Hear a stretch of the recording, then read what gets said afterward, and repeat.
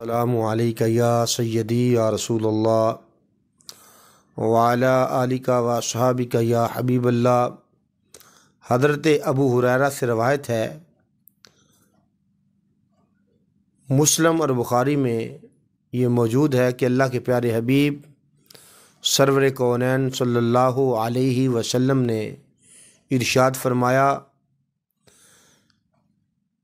کہ خیرات کرنے سے مال کم نہیں ہوتا، اور اللہ تبارک و تعالیٰ معافی کی وجہ سے بندے کی عزت بڑھاتا ہے، اور کوئی شخص اللہ تعالیٰ کے لیے انکساری نہیں کرتا مگر اللہ تبارک و تعالیٰ اس کو بلندی عطا فرماتا ہے۔ گرامی کے حضرات، پہلی جو بات اس حدیث پاک میں بیان ہوئی، فرمایا کہ صدقہ دینے سے، خیرات کرنے سے مال میں کمی نہیں آتی، اور اس بات کا مشاہدہ کیا گیا ہے کہ جو لوگ زکوٰۃ ادا کرتے ہیں اگلے سال اور زیادہ زکوٰۃ ادا کرتے ہیں۔ کیوں؟ جب زکوٰۃ نکالی جاتی ہے، صدقات دیے جاتے ہیں، تو ان چیزوں سے بندہ مومن کے مال میں برکت ہوتی ہے۔ جب مال میں برکت ہوتی ہے تو پھر بندہ اللہ تعالیٰ کے راستے میں دیتا ہے۔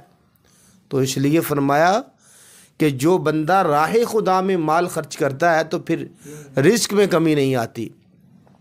اور دوسری بات یہ بیان فرمائی ہے کہ معاف کرنے سے بندے کی عزت بڑھتی ہے۔ بندہ بدلہ لینے پہ قادر ہے، اور اس کے باوجود بھی جو ہے بندہ اگلے بندے کو معاف کر دے تو اگلے بندے کے دل میں اس کے لیے عزت، احترام پیدا ہوگی۔ تو اس لیے فرمایا کہ معاف کرنے سے بندے کی عزت گھٹتی نہیں ہے بلکہ بڑھتی ہے۔ اور تیسری بات بیان فرمایا کہ جو شخص اللہ کے لیے انکساری اختیار کرتا ہے، اللہ تبارک و تعالیٰ اسے بلندی عطا فرماتا ہے۔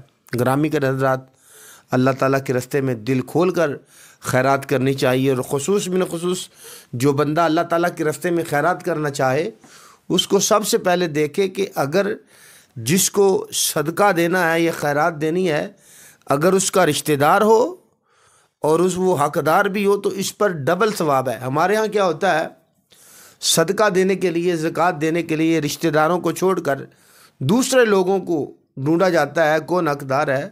اس لیے صلہ رحمی کا تقاضا بھی یہ ہے کہ رشتہ دار ہو اور حقدار بھی ہو تو اس پر ڈبل ثواب اللہ تبارک و تعالیٰ عطا فرماتا ہے۔ اللہ کی بارگاہ میں دعا ہے کہ اللہ تعالیٰ ہمیں عمل کی توفیق عطا فرمائے۔